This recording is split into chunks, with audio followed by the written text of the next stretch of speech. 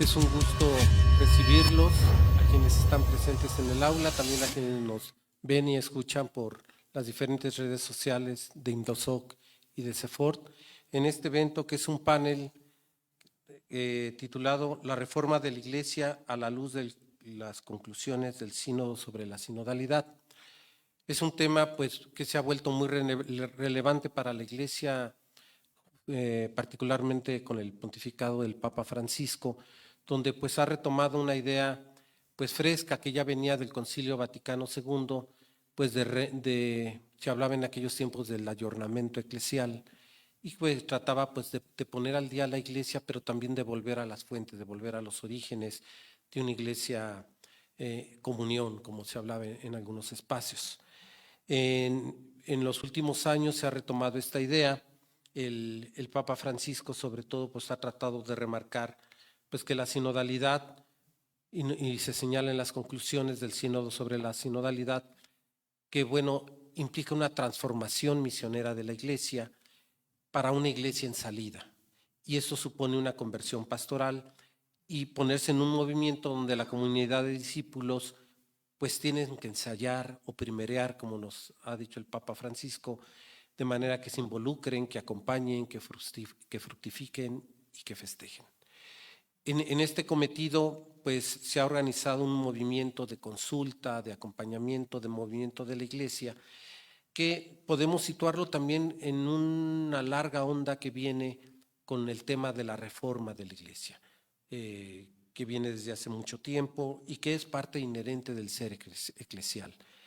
Hace algún tiempo, justamente Juan Antonio Estrada, quien va a estar aquí con nosotros, él decía que la Iglesia es siempre cambiante y siempre la misma.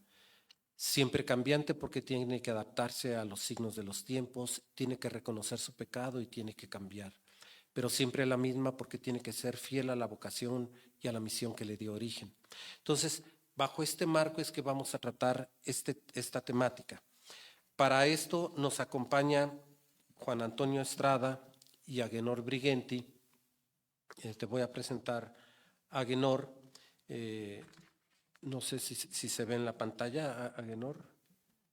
No, todavía no lo vemos. Bueno, si lo pueden proyectar. Él es doctor en teología por la Universidad de Lovaina, miembro del equipo de reflexión teológico-pastoral del CELAM, miembro del grupo de teólogas expertos del Sínodo de la Sinodalidad, coordinador de la Comisión de Elaboración del Rito Amazónico junto con SEAMA, profesor del CEVITEPAL, del CELAM y fue perito de las conferencias en Santo Domingo y Aparecida, así como en el Sínodo de la Amazonia de la Conferencia del Episcopado Brasileño. También nos acompaña el doctor Juan Antonio Estrada. Él es miembro presbítero de la Compañía de Jesús, es doctor en teología, doctor en filosofía, tiene infinidad de publicaciones, colabora desde hace bastantes años con Indosoc y con diversas instituciones de educación superior en México. Ha desarrollado temas de eclesiología desde hace varias décadas, también en el campo de la filosofía, y hoy pues viene a compartir también con nosotros esta temática de la reforma de la Iglesia a la luz de las conclusiones del Sínodo sobre la sinodalidad.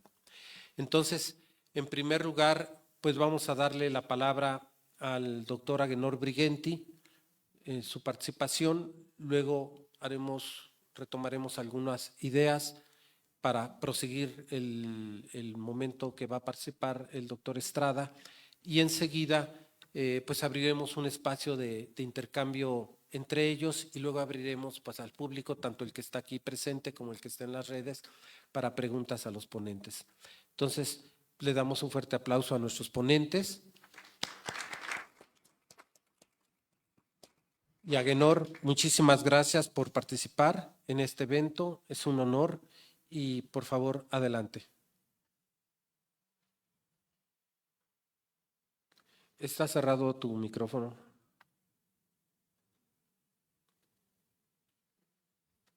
No se escucha, ¿verdad? Si puedes encender tu micrófono, Agenor, que no se escucha.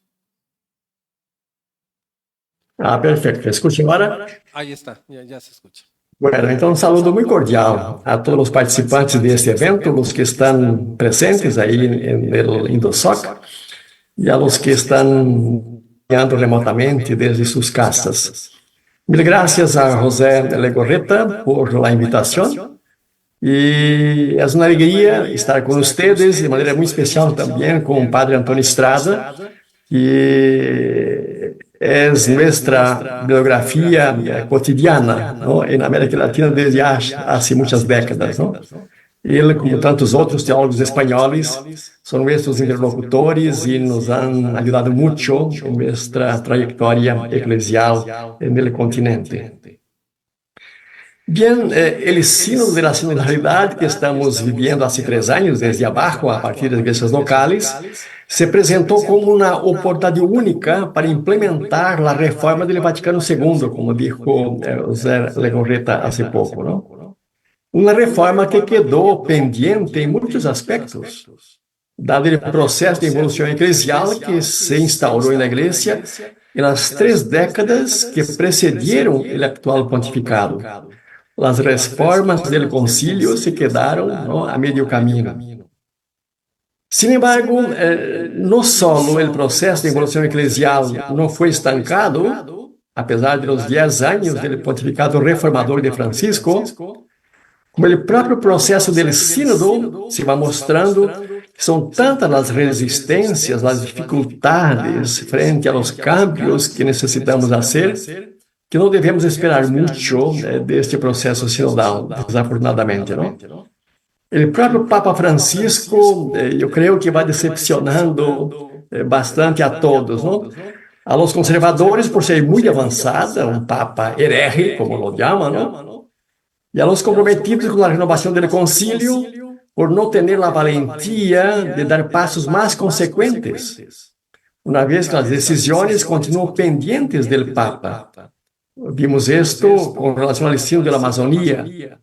El Papa reformó la curia, que es un paso importante, ¿no?, pero no ha tocado, ¿no?, en el centralismo del primado.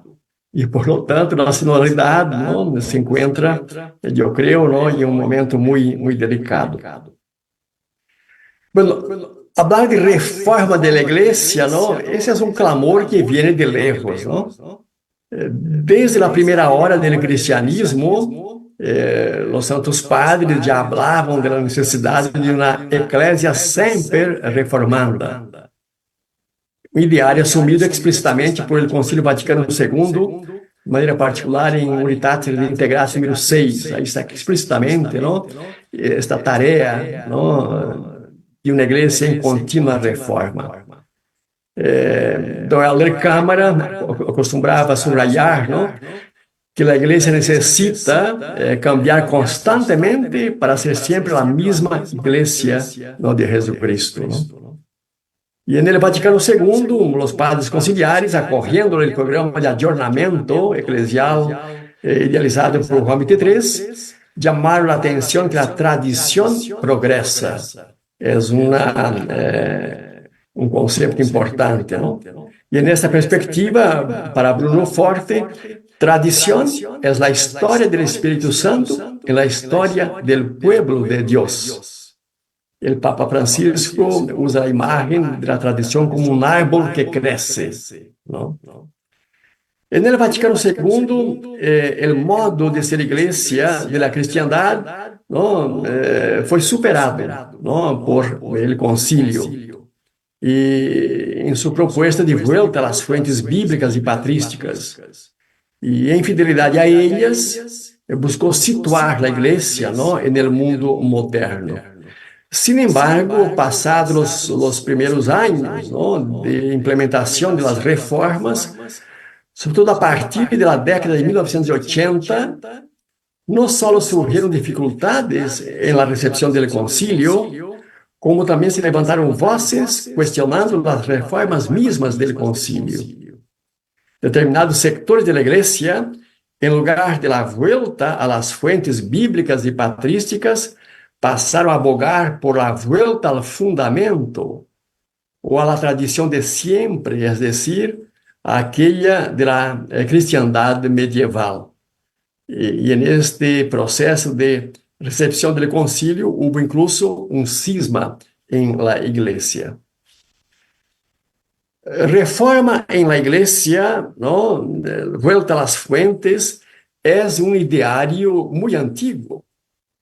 Todavía al final del siglo VIII, como resistencia a la reforma del emperador Carlos Magno, que había uniformizado la práctica cristiana en todo el imperio según la cultura y el estilo franco-germánico, comenzó un movimiento de vuelta a las fuentes, ¿no?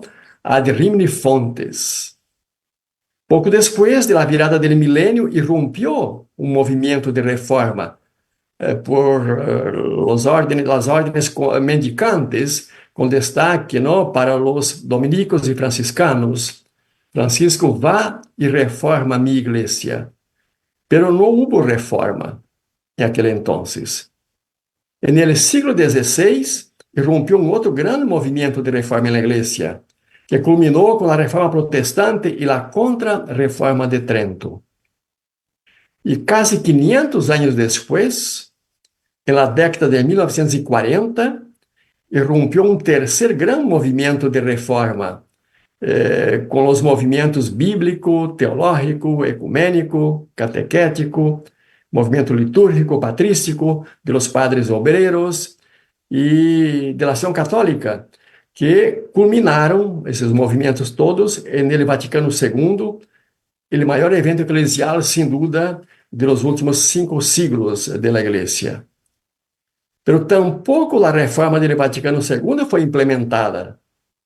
Antes foi ignorada por muitos, impedida por outros tantos actores, e incluso combatida por segmentos mais conservadores, como vemos todavía hoje em dia. A questão de fondo de la dificuldade de se fazer uma reforma em la igreja está en la tensión entre carisma e institución, que es la índole de toda religión, incluido el cristianismo. Subraya Mircea Eliade que la religión es una institución hierofánica. Su finalidad es transparentar lo divino a través de lo humano, sin jamás pretender ocupar su lugar bajo pena de eclipsarlo. E, historicamente, lo religioso sempre foi âmbito ambíguo, en el cual lo humano y lo divino se tocan, a veces se enmascaran y raramente se limitan mutuamente. En la iglesia ni siempre se tuvo presente la inevitable tensión entre la promesa del reino, de la cual la iglesia da testimonio, lo anuncia y edifica, y el carácter obsoleto de las mediaciones que buscan visibilizarlo en la historia concreta, a través de su acción evangelizadora. Lo institucional se inscribe en el tiempo provisorio de la eternidad del reino, por eso siempre precario y desafiado a ponerse en constante estado de desaparición, como le gusta subrayar Christian de Kock. La precariedad de lo instituido no es consecuencia de la infidelidad de la iglesia, también lo es, pero es mucho más por el efecto de la distancia engendrada por la promesa en relación a toda forma de realización histórica de la misma. La flexibilidad de la tradición o la conciencia de la precariedad de la institución es el rostro vivo del modo limitado de Dios se manifestar en el mundo, siempre a través de lo humano. Mediante su discreción y los límites de lo humano, es como Dios se presenta como Dios. A su vez, es mediante su propio eclipse y su flexibilidad que la institución eclesial muestra ser testigo y sacramento en la precariedad de la historia. Por eso, toda absolutización de la institución es idolatría. Ella es el soporte del carisma, necesaria, sin la cual el carisma se anarquiza, pero mediación precaria, que necesita estar en continuo ayornamiento. Su legitimidad está en tornar presente lo divino, pero su límite es la precariedad de lo instituido, de lo humano, en la relatividad de la historia, lo que le impide de tomar su lugar, el lugar de lo divino, caso contrario lo eclipsa. La Iglesia precisa tener presente que ella es la institución del intervalo opaco de la historia, expresión en el tiempo provisorio de la eternidad del reino, como acabé de hablar. En el caminar de este sínodo, uno puede constatar también en el informe de síntesis algunos factores muy perceptibles de estrangulamiento de la sinodalidad en la Iglesia. Factores que llevan a una estrangulación de la sinodalidad que asfixia la sinodalidad en la Iglesia hoy. Voy aquí a referirme simplemente a 4 fatores. Un primeiro de ellos, que é mais de fondo e muito importante, é um cristianismo sacerdotalizado, que o Vaticano II havia superado, pero que retornou com força nas últimas décadas. E o clericalismo reinante é uma de suas expressões. La sacerdotalización del cristianismo se produjo cuando la Iglesia asumió los patrones de la religión sacrificial presente en el judaísmo y en las religiones paganas de entonces. Oficialmente, al final del siglo IX, con la reforma de Carlos Magno.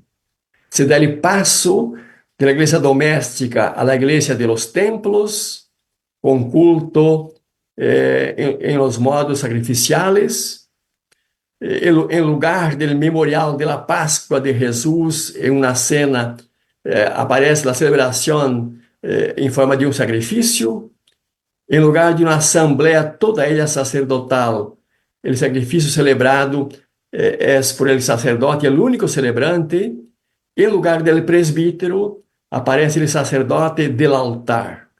En lugar de una iglesia insertada en el mundo, una iglesia refugiada en el espacio del sagrado.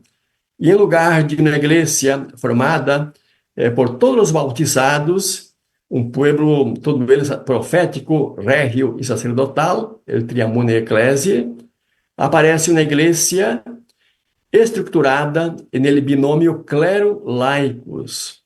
El clero es el polo activo de la iglesia, fuente de toda iniciativa y poder, mientras que los laicos son el polo pasivo que viven en un mundo profano y deben obedecer dócilmente al clero.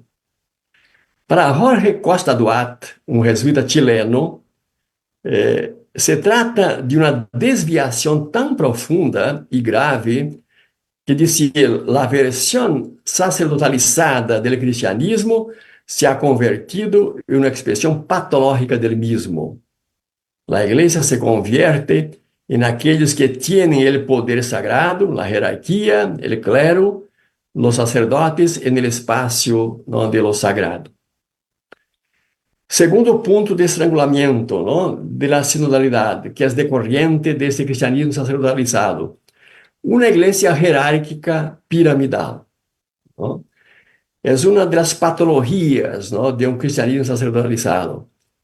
Una iglesia reducida a la jerarquía, que detiene un poder sagrado. En el actual proceso sinodal, hay dificultades para situar la sinodalidad en la naturaleza y en el ser de la iglesia. Ya al comienzo de la asamblea sinodal en Roma, hubo quien propuso sustituir el término sinodalidad por comunión. Pues, decía él, la categoría sinodalidad se prestaría a malentendidos, alejándonos de la fe apostólica de nuestros padres. Se trata de la misma discusión que tuvo lugar en el sínodo de 1985, con ocasión de la celebración de los 25 años del Vaticano II, cuando se propuso hablar de iglesia comunión en lugar de una iglesia pueblo de Dios, que también se decía se presta a malentendidos. La cuestión subyacente es el lugar de la jerarquía en relación al pueblo de Dios. Con una iglesia sinodal, toda ministerial, se correría, dicen ellos, el riesgo de nivelar todos los ministerios y de diluir el rol de los ministros ordenados. Ese es el miedo. Sin embargo, el Concilio Vaticano II, con el rescate de la eclesiología del pueblo de Dios, superó el binomio clero-laicos. Una iglesia formada por dos clases de cristianos, el clero, el polo activo, fuente de toda iniciativa y poder, y los laicos, el polo pasivo, quienes deben obedecer dócilmente al clero y ser sus colaboradores, como se decía. Una iglesia, por lo tanto, piramidal y clericalista. La eclesiología conciliar se asienta sobre un otro binomio, comunidad, ministerios, bajo un solo género de cristianos, los bautizados. É uma radical igualdade em dignidade de todos os ministérios, como disse a Lumen Gentium, em la corresponsabilidade de todos em todo. Os ministros ordenados são miembros do povo de Deus e seus servidores. O modelo de comunhão para a igreja é a Trindade, o melhor modelo de comunidade. E como dizia Ronaldo Munhoz, não? E do mesmo modo que en la Trinidad no hay jerarquía, en la iglesia no puede haber relaciones verticales, un poder, dominación, centralismos y autoritarismos. En la iglesia, quien preside no decide ni comanda, sino que ejerce el ministerio de la coordinación, armoniza la participación de todos en vista del discernimiento y la decisión de todos por todo en la iglesia. De allí la importancia de la recomendación del Papa Francisco en la exhortación Querida Amazonía de se implementar en la iglesia, decía él, una cultura eclesial marcadamente laical, número 94. El tercer punto de estrangulamiento de la sinodalidad que uno siente en ese proceso sinodal es el poder monopolizado por los ministros ordenados, ¿no? Es un tercer factor, ¿no? Y también muy problemático. Desgraciadamente, el monopolio del poder por parte de la jerarquía sigue siendo una tarea pendiente de la renovación conciliar. El Papa Francisco, en dos documentos, de forma explícita, desvincula el poder en la iglesia del clero, como lo hizo el concilio. En la exhortación Querida Amazonía, afirma que la identidad de los ministros ordenados, así como de todas las vocaciones en la iglesia, brota del bautismo, que hace del pueblo de Dios un pueblo todo él profético, regio y sacerdotal. Consecuentemente, el ministerio de los ministros ordenados no son los únicos sujetos del poder en la iglesia. En una iglesia sinodal, el poder fluye entre todos los bautizados, ya que se rige por el sensus fidelium, que es una decorrencia del bautismo. La desvinculación del poder en la iglesia del clero está todavía más explícita en la constitución de la reforma de la curia romana, Predicati Evangelium. Dos criterios constituyen la base de la reforma. El primero, todo debe estar direccionado a la evangelización, dice el Papa, no a la administración. Y el segundo, la base para ejercer cualquier responsabilidad en la curia romana, dice el Papa, y por extensión al conjunto de toda la iglesia, es el bautismo. Eso significa que cualquier fiel, hombre o mujer, puede dirigir incluso un dicasterio. Los ministros ordenados no tienen el monopolio del poder en la iglesia. En la iglesia, el poder deriva del sacramento, no del orden, sino del sacramento del bautismo. Y esto es una tarea difícil, ¿no? de superar, ¿no? E, finalmente, um quarto factor que nombraria aqui, não, como não, de estrangulamento da sinodalidade na Igreja hoje, é, todavia, não, la cosmovisión eclesiológica de muitos, da existência de uma Igreja universal anterior e exterior às igrejas locais, não? Em la eclesia reinante en la Igreja durante o segundo milênio, foi superada por el Concílio Vaticano II, existiria uma igreja universal que precede e se hace presente em las iglesias locales, de la que el Papa é o representante e el garante. La diócesis es parcela de uma igreja universal e, consequentemente, os obispos são colaboradores del Papa, que a su vez é o obispo de los obispos. Tal concepção de igreja dispensa toda e qualquer instância intermédia entre a Igreja de Roma e as igrejas locais. Já em la eclesiologia conciliar, em sujeito às fontes bíblicas e patrísticas, se afirma a catolicidade da igreja em cada igreja local, em comunhão com as demais igrejas. Não há igreja nem anterior, nem exterior às igrejas locais, como le gusta frisar, não? Casper. Para o Vaticano II, a diócesis é porção do povo de Deus, não parte. A porção contém el todo, a parte não. En ella está toda a igreja, pois cada igreja local é depositária da totalidade do ministério de salvação, aunque não seja toda a igreja, pois nenhuma de ellas agota esse mistério. Históricamente, já na primeira hora da igreja, surgiram agrupações de igrejas, como os sínodos em las igrejas locais, os sínodos entre igrejas locais vecinas, ou de uma região ou província, assim como os concílios regionais e universais. No segundo milênio, isso se perdeu. Prácticamente já não houve interrelação entre as igrejas locais. Apenas a relação do obispo diocesano com o Papa e quase reduzido a la visita de limina a cada 5 anos.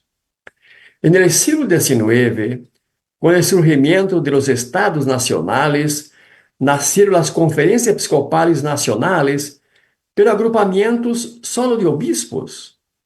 Não são organismos sinodales, pois se restringen ao exercício da colegialidade episcopal. Para que a colegialidade se inserte em la sinodalidade eclesial, não há outro caminho que a sinodalização das conferências episcopais, que é uma tarefa todavia pendiente. Não seria algo inédito, pois na América Latina, em 2020, em lugar de uma quinta Conferência General de Obispos, como ocorreu em las anteriores, houve a primeira Assembleia Eclesial da Igreja América Latina e do Caribe, que também não é algo inédito, pois se está rescatando organismos da Igreja do primeiro milênio, como foram os sínodos ou os concílios provinciais ou da Igreja inteira, da oicumene. Em uma igreja de igrejas, não há uma simples descentralização do poder na igreja, sino uma desconcentração do poder segundo o princípio da subsidiariedade. E aqui está uma das dificuldades no ensino atual. Este princípio evocado por el Papa Pio XI em la encíclica Quadragésimo Anno consiste em las esferas superiores, mais amplias, no sustrair o que as esferas inferiores e menos amplias podem realizar. Número 79 de Quadragésimo Anno. Em outras palavras, a esfera superior, ou o nível eclesial superior, apoia, ajuda, colabora, subvenciona a esfera inferior. Se trata da autonomia das esferas mais básicas em relação com as mais amplias, o que permite ser verdadeiros actores e sujetos. E no exercício da subsidiariedade, se vai mais allá, por lo tanto, de uma descentralização do poder em la igreja, en el sentido de una mera extensión de las riendas de un comando que seguiría manteniendo lazos de dependencia de un centro. El ejercicio de la subsidiariedad lleva a una desconcentración del poder en la Iglesia en la medida en que respeta y promueve la autonomía de las esferas más básicas en relación a las más amplias, estableciendo con ellas una relación de comunión, de apoyo, de ayuda, de colaboración y no de control. Esta autonomía de las iglesias locales y sobre todo de las iglesias en los ámbitos nacional y aún continental são de suma importância para podermos avançar em certas pautas deste concílio. Dificilmente tendremos consenso sobre questões básicas entre os 5 continentes, pero sí hay consenso en un u otro continente que podrían avanzar y así abrir puertas para una renovación de la iglesia que es urgente y necesaria y que todavía estamos a medio camino con la implantación de las reformas del concilio. Yo tendría todavía un otro punto, que es la cuestión de la reforma de las estructuras, que tiene una dificultad particular, pero como ya agoté mi tiempo, vamos a dejar esto para la conversación a seguir, y ciertamente el padre Antonio Estrada va a tratar también de ese tema, y entonces me dispenso de tratarlo aquí. Muchas gracias por su atención. E passo e devolvo a palavra então a José Legorreta. Gracias. Señor, muy rica tu participación y lo que nos has planteado. Creo que es un itinerario rápido, pero muy a diversos intentos de reforma en la historia de la Iglesia. Como bien mencionaste, pues ya desde época de Carlomagno, pasando por diversos momentos, ha habido estos impulsos de reforma, siglo XII con las órdenes mendicantes, por ejemplo, y pues tú has afirmado que no se reformó, ¿verdad? La Iglesia, sin embargo, pues estamos como en esta larga ola, como han hablado algunos del Vaticano II, donde se intenta hacer este ayornamiento, pero pues están estos pilares que tú has venido señalando, pues que son como resistencias a para entrar en este movimiento de la sinodalidad, y que bueno, básicamente todos los que has mencionado, pues los ha señalado ya el Papa Francisco, ¿no? El problema del clericalismo, el problema pues de entender los servicios y los ministerios en la Iglesia al margen del pueblo de Dios, y yo creo que esto es fundamental, entre otros elementos. Entonces, yo creo con esto y mucho más de lo que nos has dicho, vamos a abrir un espacio de diálogo en un momento, pero vamos a darle previamente la palabra al doctor Juan Antonio Estrada para presentarnos su visión. Por favor, Juan Antonio. Buenas tardes a todos. Bueno, creo que muchos temas que podríamos discutir detenidamente ya han sido abordados por la exposición que acabamos de escuchar del doctor Brighenti, que por tanto no merece la pena insistir en ello. Quizás simplemente pues, complementar algunas de las cuestiones que se han planteado y intentar responder a la problemática que actualmente estamos viviendo, teniendo en cuenta que el sínodo que nosotros estamos viviendo es un sínodo que todavía está en función, que no ha acabado y que está esperando a la segunda gran asamblea que se va a tener en octubre de este año y en el cual se espera que muchas de las temáticas que han sido abordadas lleven algunas conclusiones prácticas, porque si no hay unas conclusiones que conlleven una reforma de las estructuras, una reforma de las mentalidades y una reforma de las instituciones, pues difícilmente podremos decir que el sínodo ha servido para algo. Yo creo que ya el mismo hecho de que hablemos hoy de una iglesia sinodal y que nos preguntemos qué significa una iglesia sinodal, está de alguna manera sacándonos de la iglesia del pasado para hacer que nos enfrentemos con la iglesia del futuro y que nos preguntemos no solo qué tradiciones tenemos que conservar del pasado, que es lo que preocupa a una parte de los cristianos y a una parte de la Iglesia, sino qué nuevas instituciones, o las viejas pero renovadas y actualizadas, tenemos que plantear para el futuro inminente y para el futuro que nos viene. Entre otras cosas, por una razón, porque la Iglesia es parte de la sociedad. La Iglesia no es solo, es también, pero no es solo una cuestión religiosa. La Iglesia es una subestructura de la cultura. Nuestra manera de entender la identidad de una sociedad y de un pueblo es preguntar también por la religión de ese pueblo y por la religión de esas personas. Entonces, en este sentido, podemos hablar de la Iglesia que es una identidad en el cambio. ¿La Iglesia es la misma? Pues sí, es la Iglesia de Jesús. Y de alguna manera la referencia a Jesús de Nazaret sigue siendo determinante para nosotros, los cristianos del siglo XX, o del siglo XXI, mejor dicho, como lo era para los cristianos del siglo I o del siglo II. Pero evidentemente ni la sociedad en la que nosotros vivimos, ni la comprensión que nosotros tenemos hoy de Jesús de Nazaret es la misma que tenían los cristianos en el siglo I y en el siglo II. Luego tenemos que cambiar.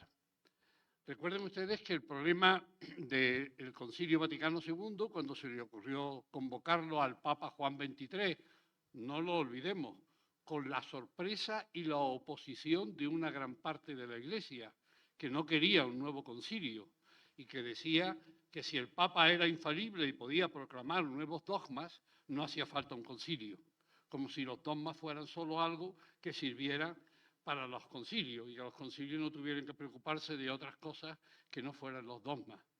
El Papa Juan XXIII no participaba de esa idea. Hay que abrir a la Iglesia porque la Iglesia se está quedando retrasada. La sociedad está cambiando muy deprisa y la Iglesia está cambiando muy lentamente.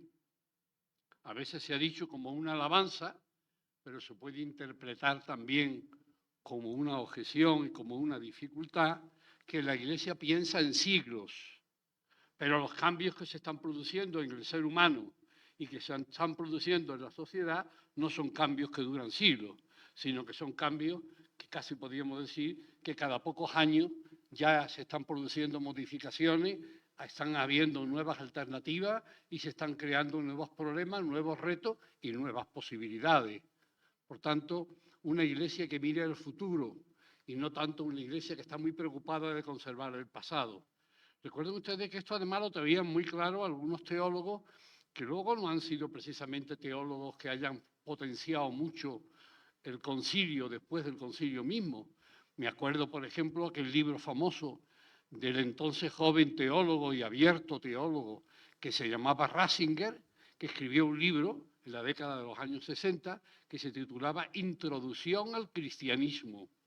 Y en ese libro, que todavía se puede encontrar en nuestras librerías, pues él decía con mucha razón que a la Iglesia a veces le puede ocurrir que tiene muchas respuestas para las preguntas del pasado, pero que pasa de largo ante las preguntas del presente. Y hoy el problema está en que tenemos preguntas del presente y nos faltan respuestas adecuadas para salir al cabo de las cuestiones que se están planteando. Por otro lado, tenemos que tener en cuenta que hay otra cuestión que ha determinado la problemática del sínodo. El sínodo es una palabra griega, pero la práctica es muy antigua. Sínodo viene de dos palabras griegas, sin y odos, sin odos, que significa odos, camino, y sin, juntos, caminar juntos. Hay que caminar juntos. Hay que romper con el monopolio de que en la Iglesia solo hablan unos, la jerarquía, y hay que abrir la Iglesia a que hablemos todos. Y para eso el Papa no se le ocurre otra cosa que en la 16 Asamblea de los Obispos convocar a los laicos y convocar a las mujeres. En el sínodo que acabamos desde la primera sesión, que acabamos de tener ahora, hubo presentes 85 mujeres, de las cuales 54 con voz y voto, y entre las cuales había representantes de las otras iglesias cristianas que, como ocurrió ya también en el Vaticano II, pero ahora de una manera mucho más reforzada, daban también su opinión y asistían a las deliberaciones que se estaban planteando en la Iglesia Católica. Con lo cual se estaba haciendo ya un ejercicio de ecumenismo, un ejercicio en lo que se buscaba la unidad en medio de la diversidad. La eclesiología del Concilio Vaticano II abrió una nueva puerta que luego no se ha recorrido como podía haberse recorrido. Este sínodo que se está teniendo ahora se tenía que haber tenido hace 50 años. Y la situación de la Iglesia, si se hubiera tenido hace 50 años, con las posibilidades que han abierto el sínodo actual, hubiera cambiado la situación de la Iglesia Católica y probablemente hubiera cambiado también parte de la situación política, económica y cultural del mundo, porque la Iglesia sigue siendo un actor en medio de un mundo en el que nosotros vivimos. Entonces se trata de recoger iniciativas que ya se dieron en el Vaticano II, pero que hay que actualizarlas. El Concilio Vaticano II era ayornamiento, puesta al día. Pues hoy hay que poner la Iglesia al día. Pero es que además la Iglesia tenemos que ponerla al día porque la Iglesia está viviendo una de las crisis más profundas de la historia. La Iglesia no es algo nuevo, es una institución y es una comunidad que tiene ya casi 2000 años. Pero en estos 2000 años la Iglesia ha vivido algunas situaciones históricas que han sido de un profundo cambio y de una profunda transformación. Bueno, pues eso es lo que estamos viviendo ahora. ¿Qué es lo que está pasando en la Iglesia en el siglo XX y el pedazo de siglo XXI que ya llevamos? Que todavía no es ni siquiera la cuarta parte. Pues se está dando una conmoción en la Iglesia. La Iglesia se ha sustentado fundamentalmente, sobre todo en el segundo milenio, como se ha indicado, se ha sustentado en los clérigos, se ha sustentado en el sacerdocio, se ha sustentado en los ministros. Y ahora asistimos a una profunda crisis de la Iglesia con los ministros, en las cuales se dan escándalos de todo tipo, escándalos financieros, escándalos sexuales, escándalos de abuso de la autoridad, escándalos en los cuales no reconocemos la voz del Evangelio en muchos de los planteamientos y en muchas de las decisiones que se toman. Hay que refundar, replantear a la Iglesia. Ecclesia sempre reformanda. La Iglesia siempre necesita de reforma, pero especialmente en los momentos clave, como está siendo el momento en el que nosotros estamos viviendo. Y entonces recogemos iniciativas del Vaticano II. Y el Vaticano II dio algunos golpes, que luego desgraciadamente no han tenido todas las consecuencias que podían, pero que nos muestran que hay una continuidad entre el sínodo que estamos celebrando ahora, en el año 2023-2024, y el concilio, más amplio que como es lógico que el sínodo actual. En el concilio había unos 2000 obispos y ahora hay muchos menos, pero en el concilio ya hubo una serie de elementos que se apuntaban como necesarios y que hoy se hacen más necesarios que nunca porque no se han llevado en toda su plenitud. El concilio empezaba hablando como se acostumbraba a hablar en la Iglesia hace 60 años. Hace 60 años acabó el concilio. 64, estamos en el 2024, 60 años. ¿Y qué es lo que ha pasado? Pues que hace 60 años, cuando se hablaba de la Iglesia, se pensaba enseguida en lo que era la realidad de la Iglesia. ¿Y cuál era la realidad de la Iglesia? Pues que antes de 60 años se podía decir con toda plenitud que la Iglesia es el clero. Y que cuando nosotros incluso en el lenguaje coloquial decimos que la Iglesia ha dicho algo o que la Iglesia ha hecho algo, no pensamos nunca en la asamblea de los cristianos, no pensamos nunca en los bautizados, pensamos en el Papa, en los obispos, en la curia, en los sacerdotes, en los clérigos en última instancia. Entonces esto no puede continuar así. El Concilio Vaticano II nos dijo que antes que hablar de los obispos y de la jerarquía, de la Iglesia como institución jerárquica, capítulo 3 de la Constitución sobre la Iglesia, hay que hablar sobre la Iglesia como comunidad. Y la Iglesia como comunidad es el pueblo de Dios. Y ahora viene el Papa Francisco y nos viene diciendo que él se siente muy identificado con el Vaticano II, pero que lo que más le identifica con el Vaticano II es la identificación con el pueblo de Dios. Y que a partir de ahí tenemos que comprender los cambios que hay que hacer en la época en la que estamos viviendo. Pero es que además el concilio dio otro paso, que luego se quedó estático y que hubiera abierto muchas dinámicas, porque el concilio tomó conciencia de que los laicos, los seglares, si lo quieren ustedes, a veces entre nuestro lenguaje coloquial hablamos más de seglares que de laicos, los laicos y los seglares, primero, no son cristianos de segundo orden, porque lo que se había ido imponiendo en la Iglesia es que había cristianos de primera y cristianos de segundo. La Iglesia docente, que era la jerarquía, la Iglesia discente, que es la Iglesia que aprende, que son los laicos. Y dentro de la Iglesia docente y de la Iglesia discente, las mujeres estaban especialmente, por así decirlo, eliminadas de la toma de decisiones cuando se planteaban los problemas en la Iglesia. Entonces el Vaticano II dio también un cambio. Primero que nada, los laicos son los bautizados, y el bautismo es el sacramento fundamental de la Iglesia. Sin bautismo no hay ningún otro sacramento. Todos los sacramentos reposan sobre el bautismo. Y el sacramento del orden está al servicio del bautismo, no el bautismo al servicio del sacramento del orden. Aquí hay que recordar las palabras de Jesús. La Iglesia es para el ser humano y no el ser humano para la Iglesia. Y entonces hay que replantear la estructura y la concepción de Iglesia que nosotros tenemos. Y el Papa Pablo VI dio incluso un paso más. Ministeria Quaedam, un documento que sacó el Papa después del concilio. Hay que potenciar a los seglares y crear nuevos ministerios laicales. Y hay que recordar que la Iglesia, toda ella, está en estado de misión.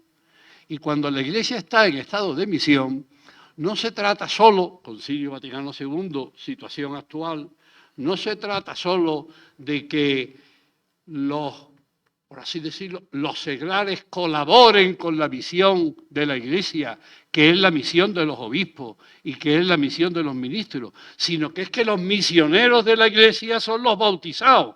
Y por tanto, hay que devolverle a los laicos el protagonismo que tienen en la Iglesia y que tienen a partir del bautismo y que lo tienen tanto dentro de la Iglesia como fuera de la Iglesia. En definitiva, hay que devolver al laicado lo que se le ha arrebatado en buena parte a lo largo de los siglos. Porque el problema de la Iglesia, el Papa Francisco va a decirlo de otra manera, lo va a decir de una manera mucho más coloquial, de las cosas peores que le ha pasado a la Iglesia es el clericalismo. De las cosas peores que le ha pasado a la Iglesia es el monopolio que han tomado los ministros y que han tomado los sacerdotes, pero eso lo podemos tomar de una manera incluso mucho más dinámica y mucho más explícita, y es que una parte de la Iglesia, muy importante, la jerarquía, se ha quedado con la Iglesia. Cuando hemos vivido tantos años hasta que ha llegado el Concilio Vaticano II, e incluso después del Vaticano II, la Iglesia es el clero. Y ahora es cuando por primera vez estamos diciendo, sin miedos ninguno, que la Iglesia somos los cristianos y que los ministros están al servicio de la Iglesia y no la Iglesia al servicio de los ministros.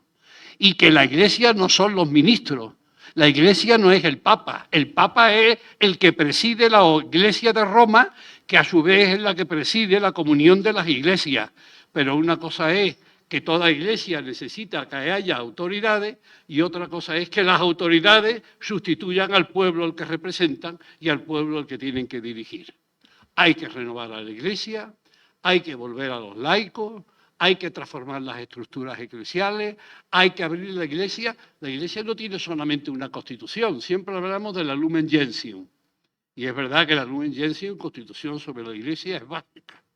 Pero no lo olvidemos, después de la Lumen Gentium hubo otra constitución sobre la iglesia.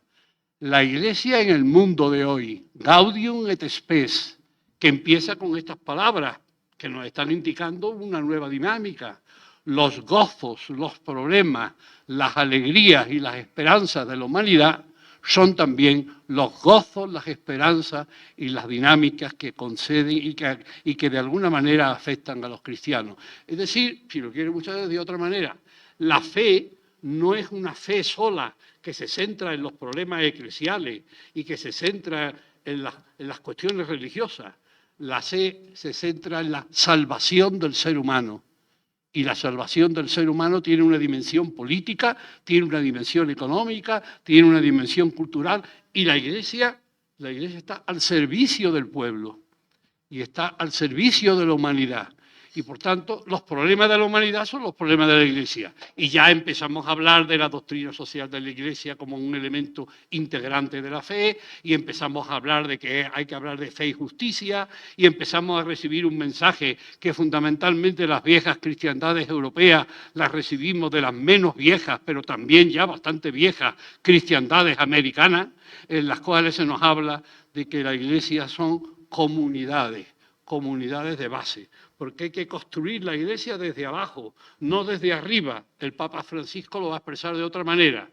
La Iglesia es una pirámide, sí, pero hay que invertir la pirámide, una pirámide invertida. Y la pirámide invertida es aquella en la que la transformación empieza desde abajo y va poco a poco subiendo hasta arriba.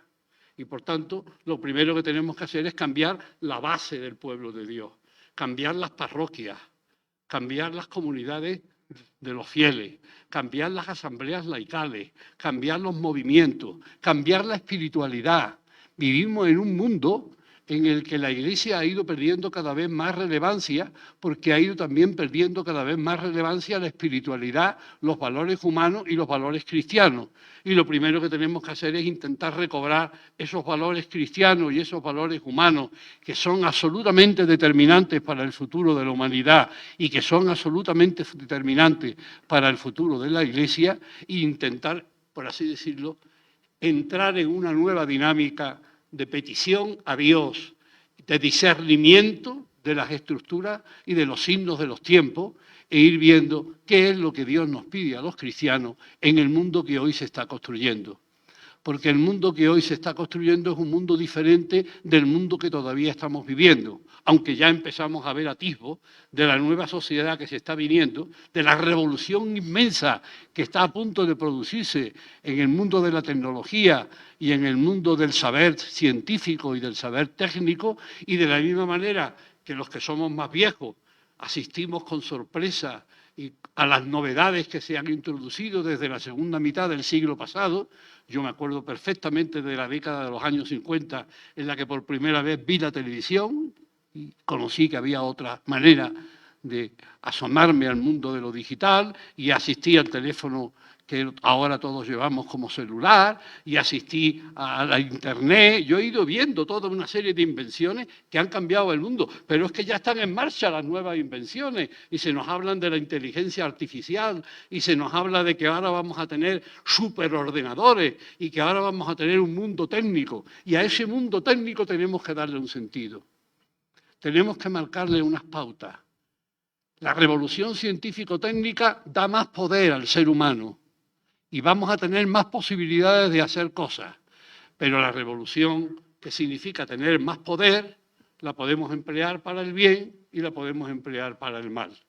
La podemos emplear para generar más violencia en un mundo que ya está muy marcado por la violencia, o la podemos usar para ir buscando soluciones pacíficas a los graves problemas que hay en una humanidad en la cual nos encontramos con que el mundo se ha convertido en una situación que no puede durar indefinidamente en la situación en la que estamos, porque si sigue estando la situación en la que estamos nos lleva al caos. Entonces la Iglesia ya, toda la Iglesia está en estado de misión, que es lo que le lleva al Papa a hablar de la Iglesia abierta, que es lo que le lleva al Papa a decir que la Iglesia tiene que ser un refugio para la gente que va buscando un sitio donde ubicarse en un mundo en el que no encuentran una ubicación, que la Iglesia tiene que ser un hospital de campaña para, de alguna manera, responder a las heridas materiales y espirituales que se están produciendo hoy en la humanidad, y que la Iglesia para eso tiene que abrirse a algo que también empezó el Vaticano II, tiene que abrirse al diálogo con las grandes religiones, al diálogo con las grandes iglesias cristianas. ¿Quién nos podía haber dicho a nosotros, pensando lo que hemos dicho y lo que hemos pensado los católicos de los protestantes, que en este siglo en el que se acaba de conmemorar el centenario de Lutero, el Papa de Roma, el Papa católico de Roma, iba a participar en el centenario de Lutero y iba a decirnos a los católicos, iba a decirle también a los protestantes que la ruptura que se produjo en el siglo XVI, la Iglesia Católica también tuvo su parte de culpa y que en muchas de las cosas que decían los protestantes tenían razón y que por tanto nosotros tenemos que tener conciencia de que somos también una Iglesia pecadora. También esto se planteó en el Vaticano II y hubo gente, hubo teólogos que quisieron que la Iglesia se definiera a sí misma como Iglesia santa, pero también como Iglesia pecadora. Y el Papa Pablo VI no quiso. Quiso que se hablara de los pecados de los hijos de la Iglesia, pero no de los pecados de la Iglesia. Hoy ya, después de los escándalos sexuales, de los escándalos económicos, de los escándalos de abuso de poder que nos hemos encontrado, ¿cómo no vamos a reconocer que la Iglesia es pecadora? Y entonces, ¿cómo no vamos a pedir perdón a las otras iglesias cristianas por las muchas cosas que también nosotros los católicos no hemos sabido hacer respondiendo a lo que era la dinámica del Evangelio? Entonces nos encontramos en una encrucijada. Es una encrucijada de la humanidad. Es una encrucijada de la Iglesia dentro de la humanidad. Es una encrucijada en la que tenemos que plantearnos qué valores humanos, qué valores morales, qué valores cristianos son los que tenemos que poner en primer plano. La revolución científico-técnica puede ser una bendición para la humanidad, pero puede llevar también al final de la humanidad. Porque no lo olvidemos, somos la primera generación en la historia de la humanidad que puede acabar con el planeta Tierra, que puede acabar con la humanidad. Antes no se podía, por mucho que tú tuvieras poder, nadie tenía poder suficiente para acabar con el ser humano y con el género humano. Hoy nosotros sí lo tenemos. Y entonces hoy que tenemos más poder que nunca, tenemos que introyectar valores de fraternidad humana. Tenemos que recuperar la dignidad humana. Tenemos que caer en la cuenta de que los derechos del hombre, los derechos de la persona, tienen una base cristiana que está enraizada precisamente en que todos somos hijos de Dios y que si reconocemos a Dios como Padre, tenemos que reconocer a los demás como hermanos y que eso está por encima de los colores de la piel, está por encima de las mismas religiones, está por encima de las naciones, está por encima de las lenguas, que tenemos que recuperar lo que por otro lado se va imponiendo cada vez más, que el planeta Tierra es uno y que lo que ocurra en cualquier parte de la Iglesia y en cualquier parte del planeta Tierra afecta a todo el planeta Tierra, que ya no podemos como antes prescindir, como si no nos diera igual. Bueno, Asia está muy lejos, lo que ocurra en Asia allí se entienda. No, lo que ocurra en Asia va a tener repercusiones aquí y en tu calle y en tu casa. Y lo que ocurra en cualquier sitio de la humanidad va a tener. Y la Iglesia tiene que abrirse ahí. Una Iglesia que es una, pero plural. Es eclesiología de comunión. Hay comunión entre perspectivas diferentes. Siempre ha habido conflictos en la Iglesia. Esto no es una novedad. Ya en la época de Jesús había conflictos. Jesús no se entendía en muchas cosas con los discípulos, porque los discípulos estaban todavía soñando con un reino de este mundo en el que ellos iban a ocupar una plaza a la derecha y otra a la izquierda, mientras Jesús estaba diciéndole que no, que él no venía a ser un rey de este mundo, sino que venía a traer un reino que es el reino de Dios, y que el reino de Dios es el reino de los más pobres, es el reino de las víctimas, es el reino de los últimos, y que él venía a traernos precisamente una esperanza para todos los seres humanos y especialmente para aquellos que se encontraban más necesitados. Ya había conflictos entre Pedro y entre Pablo, conflictos entre la Iglesia de Jerusalén y las nuevas iglesias neocristianas que estaban surgiendo en la diáspora del Imperio Romano, conflictos entre las distintas nociones y las distintas corrientes, los que estaban de acuerdo con que se eliminara la ley judía como una normativa para los cristianos y los que estaban en contra porque había que conservar las tradiciones judías. El conflicto ha existido siempre en la humanidad, ha existido siempre también en la Iglesia. Entonces lo que tenemos que aprender, y también eso es ecumenismo, el ecumenismo intracatólico, el ecumenismo intracristiano, el ecumenismo intrarreligioso, y desde ahí aprender a dialogar, aprender a escuchar. Y esto es lo que de alguna manera se ha experimentado en el sínodo, un sínodo en el que los obispos se han encontrado que ya no eran los únicos protagonistas y que en el grupo en el que estaban los obispos pues había mujeres, había seglares y que hablaban de tú a tú y que le decían al obispo, oye tú, pues eso no tienes razón, por esto y por esto y por otro. Y el otro los escuchaba y respondía y entonces vivía también su pertenencia al pueblo de Dios, porque los obispos y los curas y el Papa mismo pertenecen al pueblo de Dios y que eso que se está viviendo, que es un ambiente de diálogo, es un ambiente no solo de pensar juntos, sino de actuar juntos, eso tenemos que trasladarlo ahora a otros muchos ámbitos de la Iglesia. Y entonces surge ya el problema de la formación de los sacerdotes, surge el problema de los seminarios, surge el problema de las parroquias, y que en las parroquias el protagonista de las parroquias no es el cura, sino que en las parroquias la protagonista es la comunidad. Evidentemente que en la comunidad hay un presidente de la comunidad, pero que el presidente de la comunidad tiene que dialogar con la comunidad parroquial y la comunidad parroquial tiene que dialogar con todos los miembros de la comunidad. Y entonces viene de nuevo el Papa Francisco que recuerda al sínodo y que nos recuerda a todos que la Iglesia es una comunidad abierta y que hay que estar abiertos a responder a las necesidades de las personas y que tienen que encontrar en la Iglesia un refugio desde el cual pueda responderse a esas nuevas necesidades que van surgiendo. En definitiva, surge un proceso de transformación de la Iglesia, en la cual tenemos que mirar los signos de los tiempos, que son los signos que Dios nos está dando de lo que Él quiere de nosotros hoy, no de lo que quería en Trento, o de lo que quería en el siglo X, o incluso de lo que quería en el siglo I, lo que quiere hoy, en el año de gracia 2024. Y ahí es donde cada uno tenemos que hacer nuestra aportación personal y nuestra aportación colectiva. Y ahí es donde tiene que ser una iglesia que es católica, porque católica es una manera de hablar de iglesia universal, y la iglesia universal es plural, porque la humanidad es plural, y la iglesia tiene que estar encarnada en las distintas culturas. Recordemos los intentos que se hicieron y se cortaron de raíz de nuevo por los clérigos cuando se intentó predicar el Evangelio en la China y predicar el Evangelio en la India con las categorías culturales que tenían los chinos y que tenían los indios, en lugar de transportarle las categorías europeas que se estaban fraguando ya en el siglo XVI y en el siglo XVII. Y lo mismo ocurrió en América. En América no hubo una fusión entre la cultura de los pueblos indígenas que se unieran a las culturas de los pueblos europeos, sino que se prescindió en buena parte de la cultura de los pueblos indígenas y se impuso simplemente la cultura cristiana de los pueblos europeos. Entonces, tenemos un mundo entero de posibilidades que probablemente necesitará un Concilio Vaticano III para que algunas de las cuestiones que estoy enumerando y de las que se acaban de enumerar en la exposición anterior encuentren una respuesta, pero que ya tienen que ir preparándose con una serie de pasos que se tienen que ir dando a partir del sínodo actual y en la cual esperamos que ya en el próximo mes de octubre de este año podamos tener algunas concreciones, porque hasta ahora vivimos de discusiones, de problemas, de inspiraciones, de dinámica. Una dinámica sí se ha implantado ya, de una serie de pasos que han empezado a darse, también de nuevos pasos que son llamativos. El Papa, que por ejemplo en la congregación de obispos, es la que nombra a los obispos.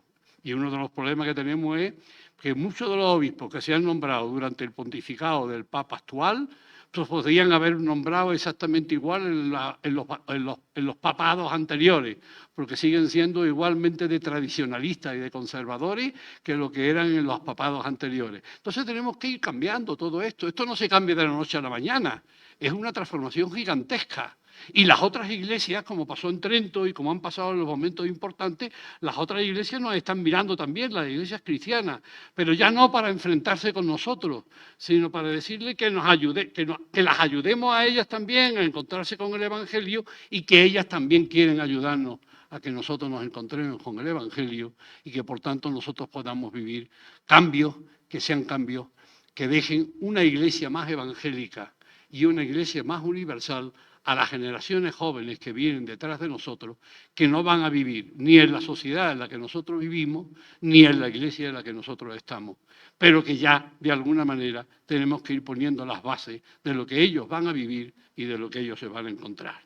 Y yo creo que este es el mensaje esperanzador y el compromiso que al mismo tiempo tenemos que tener los que sentimos que en el sínodo se están jugando muchas cosas importantes, no solamente para los católicos, no solamente para los cristianos, sino también para el mundo. Y ahí es donde tenemos que encontrar nosotros nuestro lugar y los signos de los tiempos que nos están interpelando. Muchas gracias. Muchas gracias, Juan Antonio. Pues hay una serie de elementos, me parece que bastante coincidentes entre las dos perspectivas. Y además interesante porque, bueno, Agenor es brasileño, es una perspectiva latinoamericana, Juan Antonio es español, no necesariamente la geografía define el pensamiento, pero los lugares desde los que se enuncia siempre pesan y llama la atención las coincidencias. Vamos, eclesiológicamente creo que han subrayado de diversas maneras, pues de la precariedad de la iglesia en cuanto ésta tiene que estar al servicio, pues del reino de Dios, básicamente.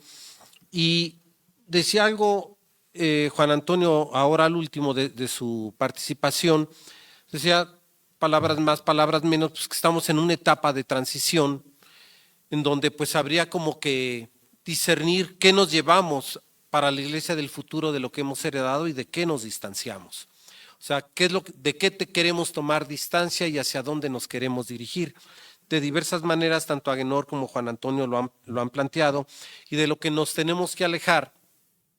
Se han mencionado varios elementos, se hablaba del clericalismo, que dicho sea de paso, pues no parece ser, lo ha dicho el Papa y además de diversas reflexiones, no es una cualidad inherente al ministerio ordenado, sino es una cultura, donde también los laicos muchas veces somos bastante clericalistas y a veces más que los que tienen el ministerio. Pero bueno, a final de cuentas esto, pues el clericalismo, el mismo Papa Francisco, pues lo ha simplificado, me parece que de manera interesante cuando habla de que es un abuso de poder. A final de cuentas se trata de un abuso de poder y pues en esta etapa de transición donde están unas instituciones que ya no funcionan para hoy, diría por ahí algún teólogo argentino, brasileño, chileno, Carlos Schickendans, de que estamos ante el fracaso sistémico de un modelo de iglesia, pero tampoco tenemos las instituciones que lo suplan. Y es aquí donde quisiera yo como preguntarles, ¿qué hacemos en la transición? Porque se habla de asambleas, se habla de muchas cosas, pero a final de cuentas, ¿qué instituciones tenemos para vivir la sinodalidad? ¿Qué instituciones tenemos para que esto que se habla del sensus fidelium sea como recogido, por decirlo de esta manera, cuando los órganos colegiales que tenemos en la iglesia da la impresión que son instituciones o son espacios que son concesionados por la autoridad eclesial, pero que de ninguna manera son vinculantes, sino que se escucha en buena manera, pero que no obligan. A final de cuentas, el sensus fidelium, o por decirlo con un término que puede ser discutible del ámbito de la esfera pública, la opinión pública de los creyentes pues se diluye. ¿Qué opinan en esta etapa de transición? ¿Qué hacemos con esta vitalidad que no tiene rieles institucionales para recogerse y potenciarse? Quien quiera de los dos.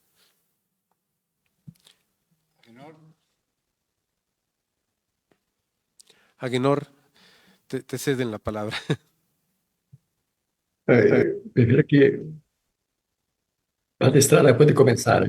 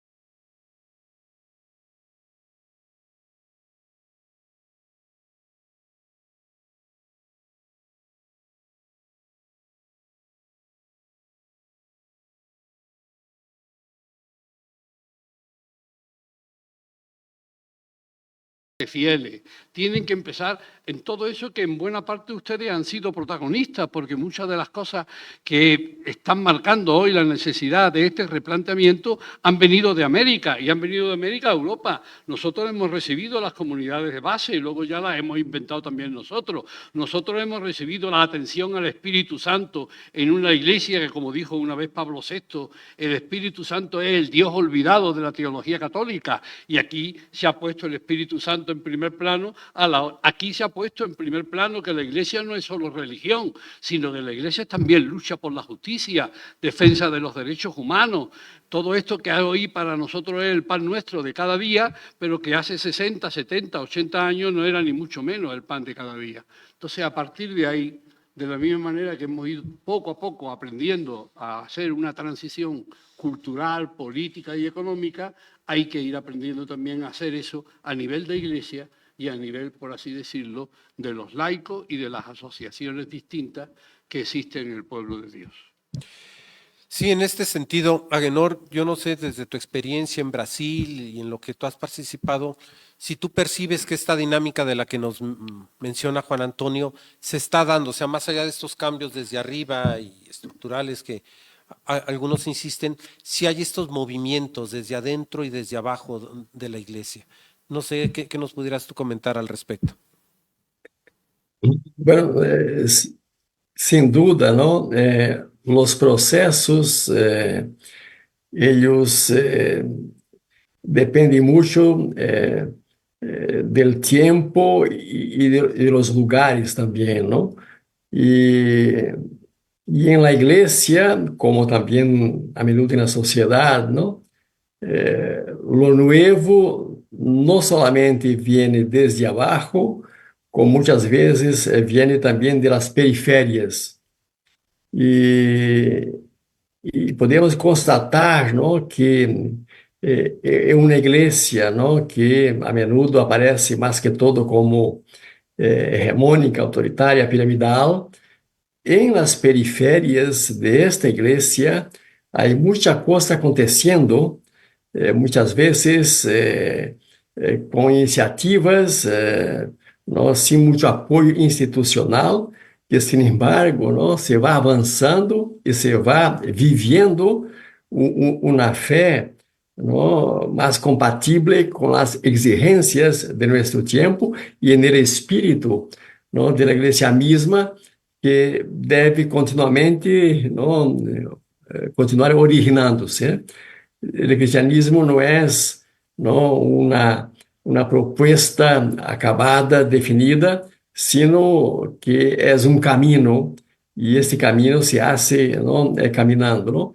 Es en ese sentido que en los últimos años, ¿no? Podemos decir que en América Latina se ha dado así, ¿no? Pasos muy significativos ¿no? En la dinámica de la renovación del concilio. El padre Estrada ya hablaba ¿no? de la cuestión de las comunidades eclesiales de base, por ejemplo. ¿no? Medellín va a decir que las comunidades eclesiales de base son la célula inicial de la estructuración eclesial, porque el concilio se queda todavía en la parroquia, y la parroquia que tenemos es mucho de una estructura todavía medieval, sacramentalizadora, centrada en el cura. Y en las comunidades eclesiales de base, ahí tenemos la iglesia como eclesiogénese, una otra experiencia eclesial en la cual el triamundo de eclesia está muy presente, y ahí se puede vivir ¿no? Una iglesia mucho más, ¿no? Toda ella ministerial. ¿no?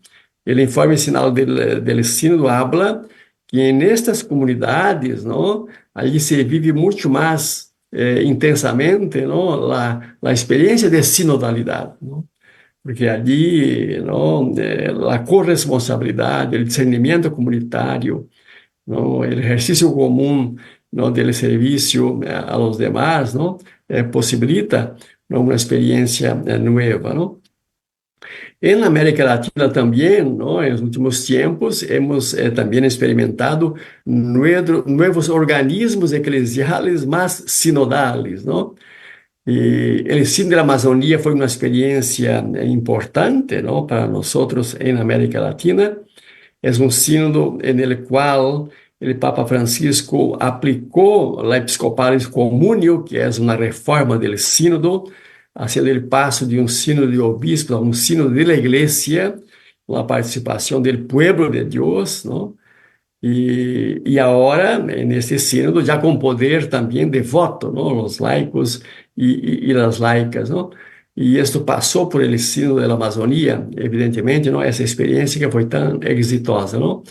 Y después, ¿no? La primera asamblea eclesial, ¿no? de América Latina también fue una experiencia muy significativa porque allí tuvimos, ¿no? Un espacio de discernimiento y toma de decisiones ya no más restricto, ¿no? Al ámbito episcopal, sino ya, ¿no? Con la excepción del pueblo de Dios, ¿no? Os resultados foram tímidos, pero o significado, não, é muito promissor, não? Porque isto também abre não, a brecha a uma exigência de sinodalização de todos os organismos episcopais, não? Os obispos podem reunir-se, como os curas, como os laicos também, solos, não?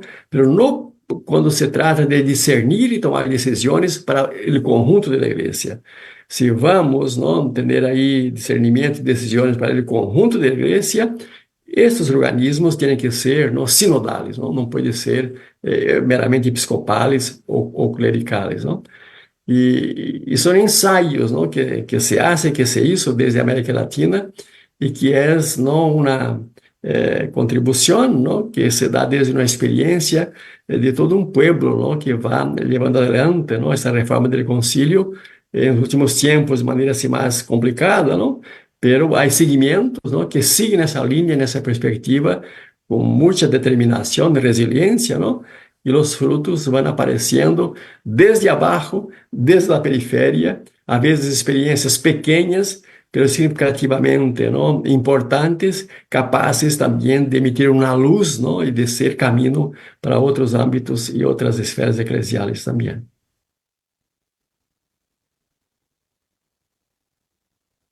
Interesantes, ya nos están empezando a llegar diversas preguntas. Vayan pensando, les quiero hacer una última pregunta a Agenor y a Juan Antonio para abrir el espacio a las preguntas del público. Y mientras pues vayan apuntando sus preguntas, por lo que dicen, bueno, hay signos esperanzadores, decía Agenor, desde las periferias, pues de que otra iglesia es posible. Hay una serie de elementos ahí que dan luz, que dan esperanzas, y de alguna manera pues esto empieza pues como a tomar cuerpo de aquella feliz expresión de Leonardo Boff de una eclesiogénesis en plural, ¿no? de este surgimiento de promesas de iglesia. Lo que frente a esta situación, he escuchado comentarios que también dicen, bueno, a final de cuentas pareciera que esto pudiera haberse dado con o sin el sínodo de la sinodalidad. Y aquí vendría mi pregunta a ustedes, ¿no? ¿Qué aportó un sínodo para eso? Ya se nos ha hecho mención de que el cambio en la iglesia pues, es de larga data, que viene por diversas oleadas y demás, pero dirían, yo he escuchado comentarios, dicen, bueno, uno ve el documento de las conclusiones del sínodo de la sinodalidad, y es un elenco de buenas intenciones, falta análisis de la realidad, pero bueno, el documento obviamente no agota ni el evento ni la dinámica, pero pues cualquiera pudiera preguntarles, todo esto bien pudiera haberse dicho sin el sínodo. Ya estaba el Vaticano II, la nueva teología posconciliar europea, la teología de la liberación. ¿Qué le aporta esto? Es simplemente como retomar, como si fuera una carrera de relevos. ¿Qué opinan ustedes? ¿Hay un aporte del sínodo de la sinodalidad simplemente porque vuelve a poner el tema sobre la mesa? ¿O realmente hay un aporte significativo de que relanza este tema de la reforma o renovación de la Iglesia? Podríamos preguntar, ¿qué ha aportado el Vaticano II? ¿Qué aporta el Vaticano II? ¿Se podía haber hecho esto antes? Se podía haber hecho, pero no se ha hecho. El Papa Juan Pablo II es el Papa, no sé si el que más ha durado en la historia del cristianismo o el segundo, no estoy seguro. Y no lo ha hecho otras cosas, pero esto no lo ha hecho. abrir la puerta a una renovación en la que los laicos estén presentes, en que las mujeres vuelvan a recuperar un peso en la Iglesia, en la que se abola la situación de clandestinidad que hay con todos los abusos de autoridad, de dinero, no se ha hecho. ¿Dónde si no se ha hecho antes, habrá que hacerlo en algún momento. Y esto se puede decir dentro de un siglo también. Si no lo hacemos ahora, pues dentro de un siglo, cuando quieran hacerlo, dirán, ¿y por qué? ¿Para qué vamos a hacerlo si esto ya? La Iglesia, el mundo, la sociedad se va construyendo poco a poco y depende de las personas. Y cuando hay personas que dan un empujón, pues ese empujón tiene unas consecuencias. Y cuando faltan las personas que dan el empujón, pues no se produce esa transformación y no se produce ese cambio. Y si lo que se está haciendo ahora se hubiera hecho hace 50 años, hay santos que se han proclamado en estos 50 años que no serían santos, hay personas que han estado ocupando primer puestos en la Iglesia y que no estarían hoy ocupando esos puestos en la Iglesia, y la situación del cristianismo en las sociedades sería distinta de la que ahora tenemos. A mí no se me han olvidado imágenes que no son las del sínodo de ahora, pero que son las imágenes de entonces. Por ejemplo, el Papa Juan Pablo II dándole la comunión en público a Pinochet. ¿Eso se podría hacer ahora? Yo creo que no. Yo creo que tú no puedes encontrar ahora una situación en la que el Papa de Roma le dé la comunión a un pecador público que además ha sido una persona que ha cometido en buena parte un genocidio con parte de su población. Entonces, bueno, para algo sirven estas cosas y estamos diciéndolas. Hace 50 años, lo que estamos diciendo aquí ahora mismo, en este momento, no se podía haber dicho. En el Indosol no se podía haber dicho hace 50 años lo que ahora se está diciendo. Y cuando yo hace 40 años, mi primer libro fue el año 1984, un libro que estaba emparentado con lo de Leonardo Boff, La Iglesia, institución o carisma. Luego incluso que se han hecho tesis doctorales comparando la eclesiogénesis de Boff y lo que yo proponía entonces. Pero cuando yo esto lo planteé en los años 80, a mí me destituyeron de la Facultad de Teología y me tuve que ir a la Universidad del Estado porque ya no podía seguir enseñando en la Facultad de Teología de Granada. Eso era lo que yo estaba diciendo entonces, que fundamentalmente es lo mismo que yo estoy diciendo ahora. Algo habrá cambiado y para algo estará sirviendo el que ahora sí pueda decirlo sin miedo, y antes lo decía con miedo y tuve que pagar además un precio por ello. Pero esto no es para hacerme, sino que esto ha ocurrido a nivel de toda la Iglesia. Durante todo el pontificado de del Papa Francisco no ha habido ningún teólogo al que se haya excomulgado, al que se haya metido en el índice, al que se le haya destituido de sus funciones. Durante los papados anteriores la lista es interminable. Luego algo ha cambiado, ¿no? Para algo está sirviendo esto. Que ahora podamos hablar de lo que no podíamos hablar antes, que es lo que pasaba también con los regímenes políticos. En la época de las dictaduras hay cosas que no se podían decir. Cuando ha llegado la democracia y la participación sí se pueden decir. Bueno, por lo menos tenemos más libertad y tenemos más capacidad de poder hacer cosas. Gracias. Agenor, ¿qué opinas de esto? No se te escucha. Sínodo. Ya, listo. Escucha-se, penso que o grande mérito deste sínodo é haver transformado o Vaticano II como uma batalha perdida em uma esperança renovada. Eu creio que o processo sinodal trajo todos os temas na relação do concílio e estão sendo tratados, discutidos, com tensões, com dificuldades. El concilio volvió a ser una agenda de la Iglesia, sobre todo en América Latina, uno siente esto, ¿no? Incluso con el crecimiento de la oposición también, ¿no? De una explicitación también de los segmentos más conservadores, incluso de oposición abierta, ¿no? Pero yo creo que es un gran mérito, ¿no? De este sínodo. El segundo, pienso que este sínodo también tiene como gran mérito haber comenzado desde abajo, desde las iglesias locales, ¿no? Creo que eso es fundamental, reafirmar, ¿no? Las iglesias locales, que habíamos también tomado distancia, incluso a própria nomenclatura, igreja particular, parte, não? E não igreja local, lugar, não? Como se plantea hoje em uma linguagem corrente, aún na Secretaria, não? Del Sínodo em Roma, não? Igreja local, não? Então, desde abaixo e envolvendo as comunidades eclesiais, não? Desde as paróquias e depois toda a diócese, não? E esse sínodo certamente, não, vai levar a uma reforma de direito canônico, aí na comissão trabalhando para isso, porque não, as igrejas locais vão a ter que ter mais autonomia em muitos aspectos, não? E isto que este sínodo mostrou de maneira muito contundente. Segundo, a etapa continental também foi muito importante. A etapa continental, os continentes, ¿no? Hace recuerdo los grandes patriarcados de la Iglesia, ¿no? Son las grandes regiones, ¿no? De un planeta que es muy diferenciado. Y los continentes tienen ahí, ¿no? Mucho en común. Nosotros en América Latina, que tuvimos una asamblea específica latinoamericana, ahí pudimos, ¿no? Retomar lo nuestro, reafirmar lo nuestro y abrirnos también, ¿no? A los planteamientos de otros continentes, y esto es muy enriquecedor. Yo creo, ¿no? Que este sínodo, como se discutió en la primera asamblea, ¿no? Hay la necesidad, ¿no? De tener ahí una mayor autonomía para los continentes, incluso para implementar reformas, ¿no? Que dificilmente se hace en los 5 continentes al mismo tiempo, porque no hay consenso, pero que se pudiera comenzar, ¿no? A partir de uno u otro continente, ¿no?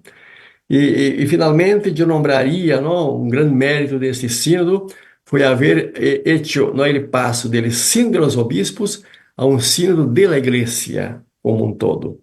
A Assembleia, não, sinodal em Roma, incluso do ponto de vista plástico, não, muestra bem não, esta igreja é pueblo de Deus, não? Em lugar de aquele local tradicional de los sínodos, um anfiteatro, um sentado atrás do outro, não? Estamos aí em uma sala ampla, a aula Paulo VI, em 34 mesas redondas, não? E todos em torno, não, de la mesa, falando seu próprio idioma com tradução simultânea, e o Papa, não, sentado em uma das mesas também redondas, não?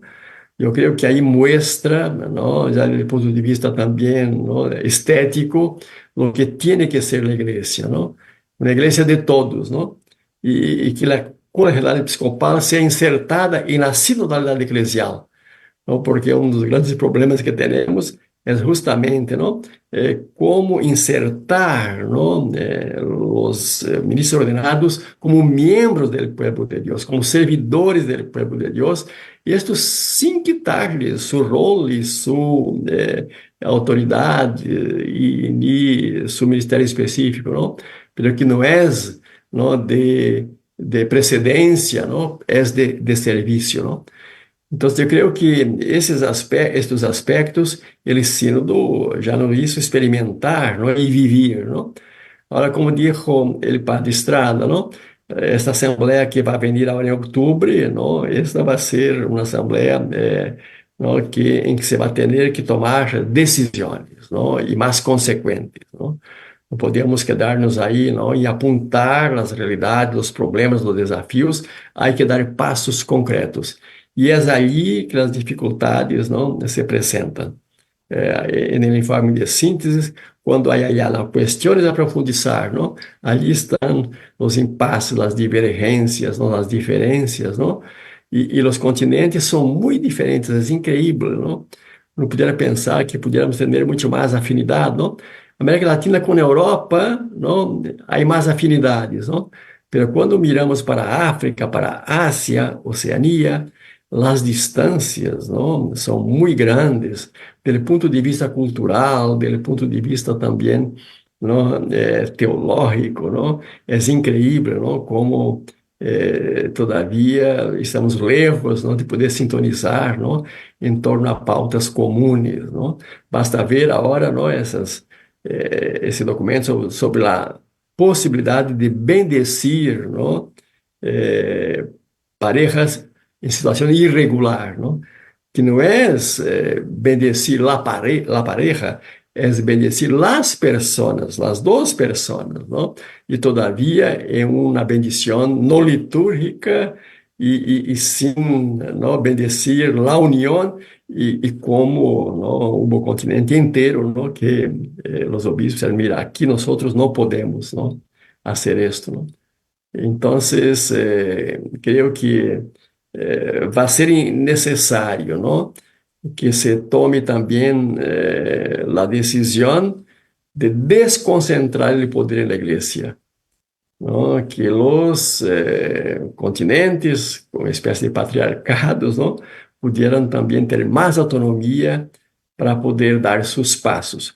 La iglesia de la Amazonía, por ejemplo, se decidió en el sínodo, ¿no? Por prover las eclesiales de la Eucaristía. En la Amazonía hay las eclesiales que tienen acceso a la Eucaristía, ¿no? A cada 5 años o 10 años. Normalmente una vez al año, que es ya un lujo, ¿no? Y hay, ¿no? Cuadros, personas preparadas, ¿no? Para poder atender, ¿no? A esa necesidad, ¿no? Y el sínodo votó favorablemente, ¿no? Pero no se avanzó, no se avanzó, ¿no? Y debería haber una cierta autonomía, ¿no? Para que las regiones pudieran también dar sus pasos. Como con el diaconado permanente, por ejemplo, ¿no? El sínodo, el concilio abrió las puertas y dejó en abierto, ¿no? Para que cada iglesia local discierna, ¿no? El obispo ahí con su presbiterio, con el pueblo, ¿no? Si es oportuno, ¿no? Restaurar el diaconado permanente, ¿no? En aquella iglesia local. Así se podría también hacerlo, ¿no? Con relación a la ordenación de padres casados, con relación a la ordenación de mujeres y otras cuestiones que son tan urgentes, ¿no? En nuestras comunidades, en nuestras regiones, y que ese sínodo no puede decepcionar, ¿no? Si no atender también a una expectativa, porque cuando se consulta, cuando se abre al diálogo, se crea una expectativa, ¿no? Y esa expectativa fue creada. Y entonces se espera que ese sínodo no decepcione, como decepcionó en muchos aspectos el sínodo de la Amazonía. Los documentos están allá, no hay puertas cerradas, ¿no? Pero los pasos no pudieron ser dados y estamos avanzando ahora con el rito amazónico, ¿no? Estoy trabajando ahí y vamos a incluir nuestras cuestiones, pero vamos a ver, ¿no? Si habrá espacio para una región comenzar, ¿no? Y avanzar independiente de otras que tienen más dificultades y que pueden venir después, ¿no? Son ritmos distintos que deberían se respetar también para responder a urgências de realidades prementes que aí estão.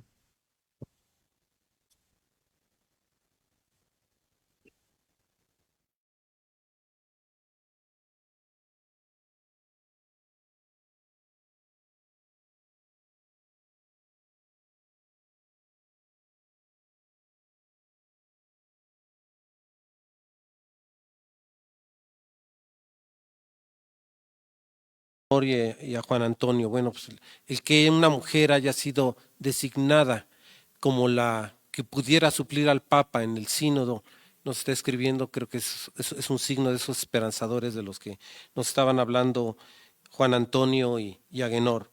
Escriben también de Brasil, Renato Vieira dice, muy bueno escuchar grandes teólogos, gracias por compartir. Y hay una serie de preguntas que simplemente voy a tratar de leerlas así, agruparlas, para que libremente pues, puedan responder quien quiera de ustedes. Roberto Sacian dice, sin institucionalidad la Iglesia no podría haber trascendido. Sin embargo, la reforma se ha estado abriéndose a los tiempos con profundos cambios significativos, como incorporar y darle significancia a los laicos, base para mejorar y renovar su fe más fuerte que nunca. Leopoldo Sea dice, la fe y la esperanza pasarán, lo único que no pasará será la caridad. Karina Zárate dice, en principio debería haber formación y la transformación de esos conocimientos a los laicos. Es muy importante hacer llegar estos conocimientos de la Iglesia. En fin. Luego, otros comentarios así y damos el espacio. Fátima dice, ¿qué pasaría si la iglesia no llega a caminar junta ni se actualiza a la época actual? Sin olvidar a las culturas, las mujeres tendrán más voz y voto en esta iglesia en salida en los próximos años, y por qué sí y por qué no. Y finalmente, una última pregunta que están haciendo. Jesús Alejandro Ortiz dice, ¿cómo debe terminar la próxima asamblea de octubre para lograr esta iglesia que deseamos?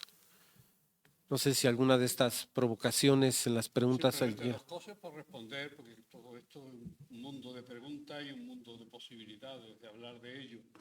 Lo primero, las instituciones surgen en buena parte para salvar los carismas, para salvar la experiencia de Dios. Una institución es, por ejemplo, poner por escrito lo que han vivido unas personas. Si no existiera la Biblia, pues no tendríamos la posibilidad de acercarnos a la experiencia de Dios que tuvo Jesús. La institución lo que busca es conservar la experiencia de Dios y lo que es importante, que es la inspiración de Dios.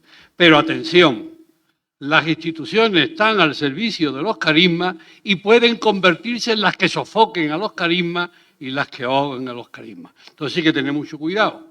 Las estructuras son necesarias, no hay sociedad sin estructuras, pero las estructuras pueden servir para bien y pueden servir para mal. Y cuando se anquilosan y se convierten en legalismo, entonces se convierten en una rémora para las experiencias y para la comunidad que lo está viviendo. Y yo creo que eso es fundamental. Y luego, pues evidentemente, muchas de las cosas que se han dicho acerca de la participación de los laicos, pues hay que seguir haciéndola y hay que seguir promocionándola. Pero es que ya el sínodo ya es un acontecimiento, ya es algo el que está presente. Acabamos de decir que se ha nombrado el Papa, incluso nombra a una mujer para que lo sustituya. Es que eso no son signos. Y como eso tienen que venir muchos más, claro. Estamos en el inicio de un nuevo camino, pero es el inicio y tenemos que ahora ir viendo cómo se va desplegando. Y no olvidemos que las conclusiones del sínodo todavía no han llegado. Las conclusiones llegarán en octubre. Ahora lo que se está preparando son esas conclusiones y se está dando a los episcopados y se están dando en las mismas congregaciones religiosas y demás una serie de cuestiones que tienen que seguir discutiéndose y que tienen que seguir hablándose para que eso se vaya madurando y se vaya luego traduciendo en resultados concretos. Pero nada más, porque esto es un mundo de cuestiones que no podemos, lógicamente, abordarlas en 10 minutos. Bien, Agenor, ¿quisiera hacer algún comentario sobre estas preguntas que hicieron?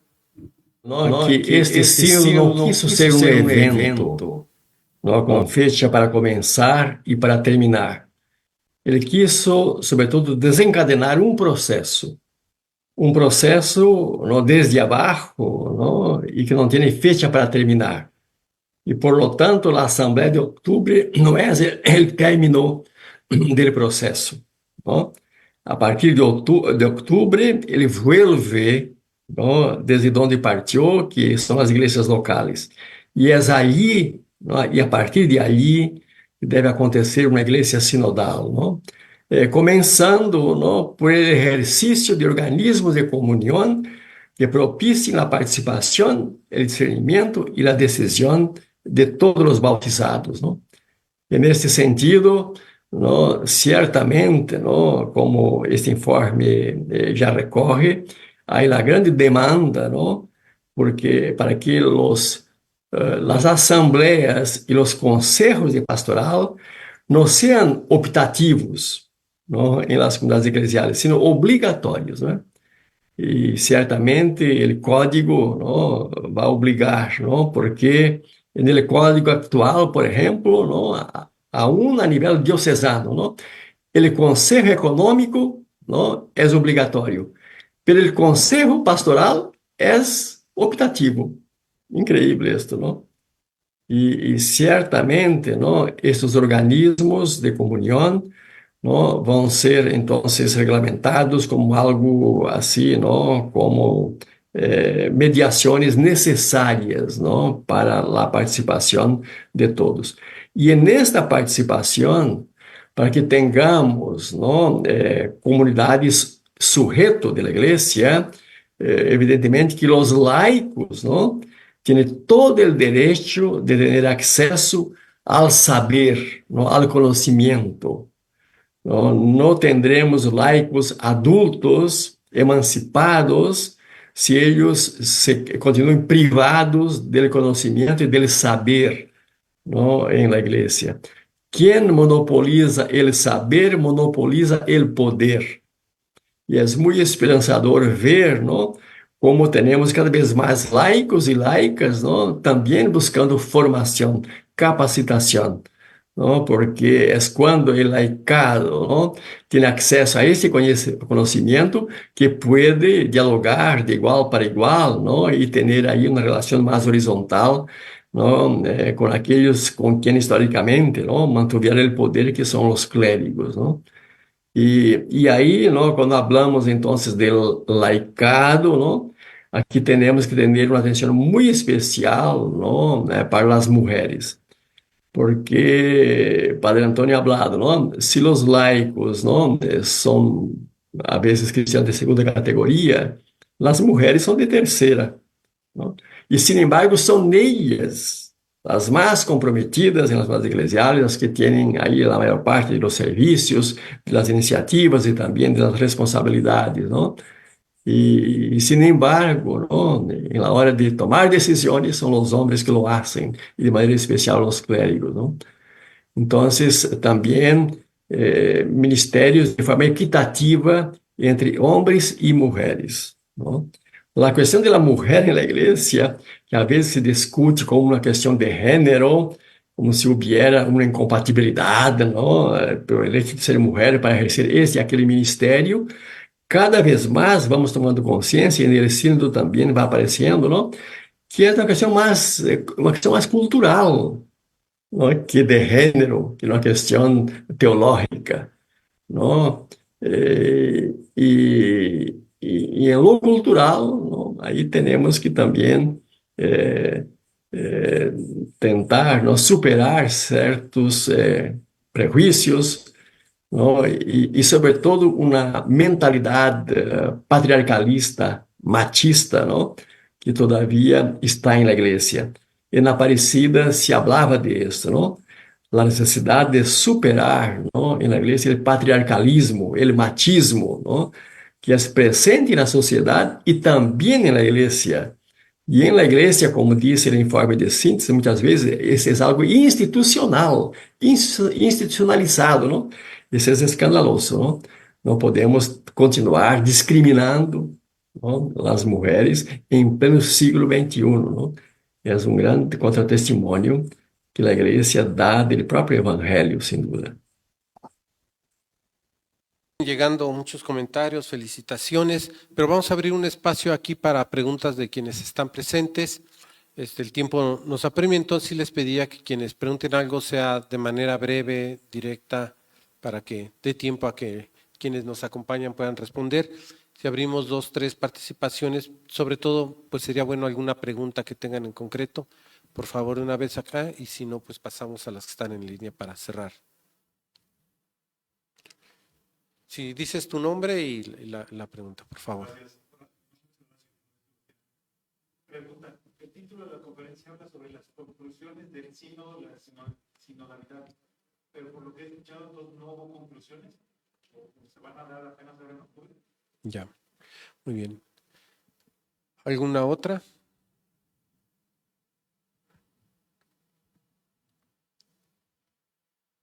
Sí. Se está hablando de que estamos en un proceso, en una transición. Se me venía a la mente cuando pasamos de ser esclavos a libres, lo que nos relata el Antiguo Testamento. Un proceso donde el cambio de mentalidad se requiere 40 años para llegar a la transición. Y estamos hablando de este proceso de transición y que ya no es la misma generación la que va a ver eso, pero el compromiso que se tiene como generación actual con miras, a lo mejor decir, no es que sea un pensamiento como fatalista, a mí no me va a tocar, ya no me va a tocar disfrutar de aquí, pero sí el compromiso de poder ir dando esos pasitos para que otras generaciones puedan vivir lo que a lo mejor nosotros no lo vamos a ver. Sin embargo, pues sí está la responsabilidad de que sea mejor. Ya, gracias.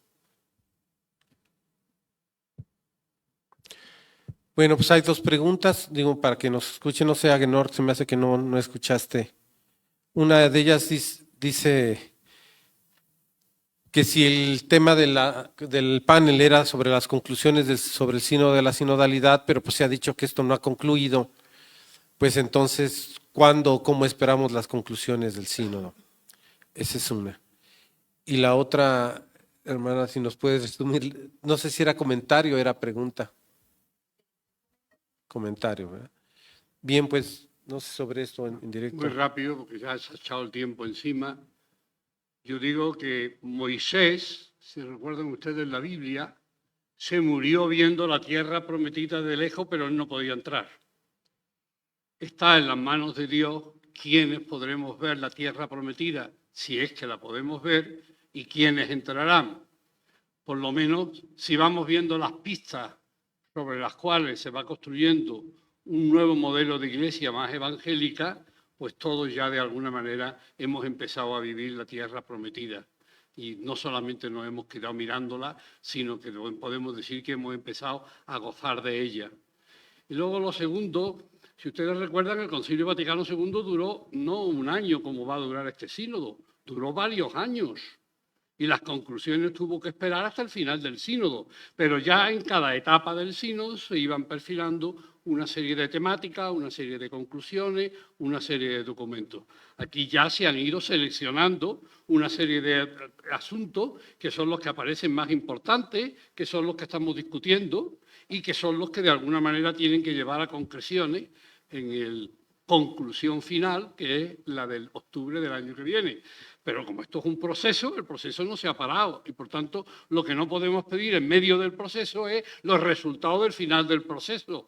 Somos seres humanos, señores, que no podemos adelantarnos a los tiempos y que tenemos que vivir el tiempo. Y ahora el tiempo que nos toca es seguir seleccionando y discutiendo los encargos que el Papa mismo ha hecho a la Iglesia y a ver eso en qué se concreta dentro de unos pocos meses, que no son tantos, ya antes de que nos demos cuenta estamos en octubre.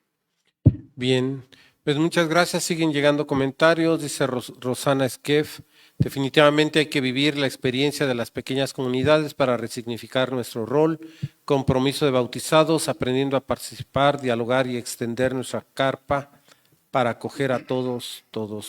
Bueno, en fin, hay varias preguntas. Desafortunadamente el tiempo no nos da para responder a todas y pues es el momento ante todo pues de agradecer de parte de Imdosog y de CEFORT a Agenor Brighenti y a Juan Antonio Estrada su valiosa participación. Se les va a entregar una constancia, te vamos a hacer llegar la tuya, Agenor, no te la podemos dar presencialmente, pero virtualmente te la haremos llegar y dice Instituto Mexicano de Doctrina Social Cristiana, constancia, les agradece por su participación al doctor Agenor Brighenti y al doctor Juan Antonio Estrada, por su participación en el panel La reforma de la Iglesia a la luz de las conclusiones del Sínodo sobre la sinodalidad, el día 28 de febrero de 2024, firma la directora Karen Castillo y el coordinador de formación e investigación Luis Gustavo Meléndez. Muchísimas gracias a los dos, muchísimas gracias a quienes nos acompañaron presencialmente, a quienes están en línea y se esperaron para esto. De manera muy particular, Agenor, porque para ti pues, son 2 horas adelante, entonces ya es hora casi, ya se pasó la hora de dormir, pero pues gracias por quedarte a participar con nosotros. Muchísimas gracias, que pasen muy buenas noches.